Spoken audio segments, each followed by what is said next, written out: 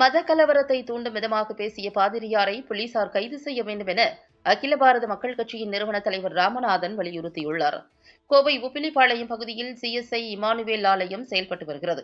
இங்கு Prince Calvin என்பவர் பாதிரியாராக இருந்து வருகிறார்.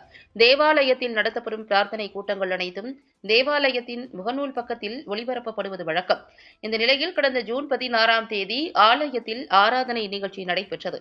அப்போது பிரின்ஸ் கால்வின் பேசியுள்ளார். அதில் இந்து மற்றும் கிறிஸ்தவ சமூகங்கள் இடையே பகைமையை ஊக்குவிக்கும் விதமாக பிரின்ஸ் கால்வின் பேசியதாக குற்றச்சாட்டு எழுந்தது. இந்த வீடியோ காட்சிகள் பேஸ்புக் மற்றும் யூடியூபில் நேரடியாக ஒளிபரப்பு செய்யப்பட்டுள்ளது. இதையடுத்து பாதிரியார் பிரின்ஸ் கால்வின் பேசியதற்கு இந்து அமைப்பினர் கண்டனம் தெரிவித்துள்ளனர். இதுகுறித்து ரேஸ்கோர்ஸ் காவல் நிலையத்தில் பாதிரியார் பிரின்ஸ் கால்வின் மீது சாதி மத இனங்கள் இடையே விரோத உணர்ச்சியை தூண்டுதல் உட்பட 4 பிரிவுகளில் வழக்கு பதிவு செய்தனர். இந்நிலையில் இதுவரை பாதிரியாரை போலீசார் கைது செய்யாத நிலையில் அவர் முன்ஜாமீன் பெறுவதற்காக நீதிமன்றத்தில் கோரியுள்ளார். இதற்கு எதிர்ப்பு தெரிவித்து ராஷ்டிரிய சனாதன சேவா சங்கம் மற்றும் அகில பாரத மக்கள் கட்சியின் நிறுவன தலைவர் ராமநாதன் முன்ஜாமீனுக்கு எதிர்மனு தாக்கல் செய்துள்ளார். மேலும் மத கலவரத்தை தூண்டும் விதமாகவும் இந்துக்களின் மனதை புண்படுத்தும் விதமாகவும் பேசிய பாதிரியார் மீது நடவடிக்கை எடுத்து போலீசார் விரைந்து கைது செய்ய வேண்டும் என ராமநாதன் வலியுறுத்தியுள்ளார். மனு தாக்கலின் போது அகில பாரத மக்கள் கட்சியின் கோவை மாவட்ட தலைவர் சேகர், கோவை மாவட்ட இளைஞர் அணி தலைவர் சதீஷ், சிஎஸ்ஐ தேவாலயத்தின் உறுப்பினர் ஜோஷ்வா ஆகியோர் உடனிருந்தனர். வணக்கம். ராமநாதன், ராஷ்டிரிய சனாதன சேவா சங்கம், பிராமின் அசோசியேஷன், அகில பாரத மக்கள் கட்சியின் நிறுவன தலைவர். கடந்த மாதம் பார்த்தீங்கன்னா பிரின்ஸ் கால்வின் அப்படின்னு ஒரு மத போதகர் சிஎஸ்ஐ சர்ச்சில், கோயம்புத்தூரில் சிஎஸ்ஐ சர்ச்சில் மத போதகர்னு சொன்னாலே நல்லதை போதிக்கிறது தான் மத போதகர். கிறிஸ்தவத்துக்கும் இந்துக்களுக்கும் ஒரு கலவரத்தை தூண்டும் விதமாக ஒரு ஆராதனை நிகழ்ச்சியில் பேசி அது பெரிய அளவில் சர்ச்சையாகி C2 காவல் நிலையத்தில் சென்ற மாதம் 2ஆம் தேதி போல் வழக்குகள் பதியப்பட்டு கிட்டத்தட்ட 20க்கு மேலே வழக்குகள் இருக்குது. அவர் காவல்துறையால் எஃப்ஐஆர் போட்டு கோர்ட்டுக்கும் வந்திருக்கிறது. அவர் முன்ஜாமீன் கேட்டு வந்திருக்கிறார். 2 வாட்டி கோர்ட்டில் 2 வாட்டி கோர்ட்டு தள்ளுபடி பண்ணியிருக்காங்க.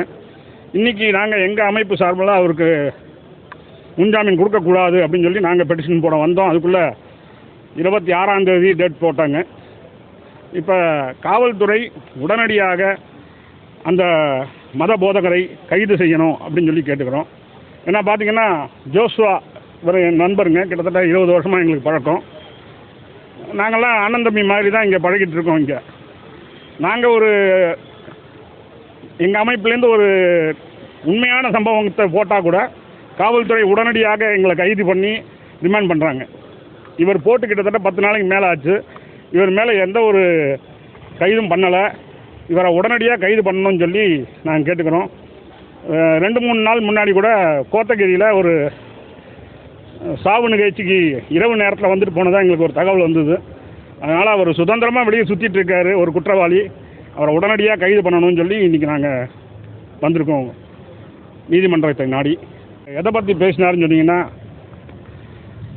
மாட்டை வெட்டி திங்கிறவன் கீழ் ஜாதி, மாட்டு மூத்திரத்தை குடிக்கிறவன் மேல் ஜாதி அப்படின்னு சொல்லி பேசியிருக்காரு. நாங்கள் யாருமே ஜாதியை பார்த்து பழகலை, மதத்தை பார்த்து பழகலை, நல்ல உள்ளங்களை நாடி தான் நாங்கள் பழகிட்டு இருக்கோம். அதனால் இவர் மேலே சரியான நடவடிக்கை எடுக்கணும்னு சொல்லி கேட்டுக்கிறோம். ஜெய் ஸ்ரீராம், பாரத் மாதா கி ஜெய். வணக்கம். என்னுடைய பேர் ஜோஷ்வா டேனியல். சிஎஸ்ஐ இமானுவேல் பேராலயத்தில் உறுப்பினராக இருக்கிறேன். கடந்த மாதம் பார்த்தீங்கன்னா எங்களுடைய ஆலயத்தினுடைய சேர்மன் ஆலய வழிபாட்டில் இந்து சமுதாயத்தை பற்றி இழிவுபடுத்தி பேசியிருந்தார். அதற்கு C2 காவல் நிலையத்தில் 2ஆம் தேதி அவர் மேலே நிறைய வழக்குகள் பதிவாயிருந்தது. காவல் நிலையத்தில் இருக்கிற ஆய்வாளர் ஆல்ரெடி அவர் மேலே சுமேட்டோன்ற முறையில் ஒரு எஃப்ஐஆர் போட்டிருந்தாங்க. நானும் ராமநாதன் சார்லாம் பார்த்திங்கன்னா ஒரு 20 வருடத்துக்கு மேலாக சகோதரத்துவமாக இருக்கிறோம். இதை குறித்து நான் C2 காவல் நிலையத்துலேயும் கம்ப்ளைண்ட் கொடுத்துருக்காது, பேப்பர்லேயும் வந்திருக்கு.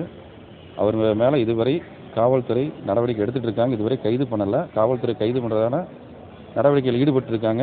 விரைவில் அவர் மேலே கைது பண்ணுன்னு சொல்லி வாக்குறுதி கொடுத்துருக்குறாங்க. 2 நாட்களுக்கு முன்பாக கோத்தகிரியில் பார்த்தீங்கன்னா எங்களுடைய முன்னாள் பேராயர் வில்லி மோசஸ் இறந்துருந்தார். அதுக்கு போனதாக ஒரு நைட்டு 11 மணிக்கு போனதாக ஒரு தகவல் கிடச்சிருக்கு. சொல்லியிருக்காங்க, அங்கே இருக்கவங்க சொன்னாங்க, நாங்கள் பார்க்கல. காவல்துறை வலியுறுத்தி இருக்கிறோம். இது வரைக்கும் வந்து 2 தடவை ஏபி மூவ் பண்ணியிருந்தார் கோர்ட்டில். 2 தடவை வந்து டேட் தள்ளி போயிருக்குது. இன்றைக்கி அண்ணன் வந்து ராமநாதன் அண்ணன் கொடுக்க வந்தார். அப்போ டேட் இது பண்ணியிருக்கிறாங்க. காவல்துறை எங்களுக்கு ஒரு நல்ல இவர் மேலே ஒரு நடவடிக்கை எடுக்கணும்னு நாங்கள் சபை மக்கள் சார்பாக கேட்டுட்ருக்கோம். ஏன்னா இவர் மேலே பல்வேறு குற்றச்சாட்டுகள், வழக்குகள் இருக்குது, நிலுவையில் இருக்குது. அதை குறித்து நாங்கள் கொடுத்துருக்கோம்.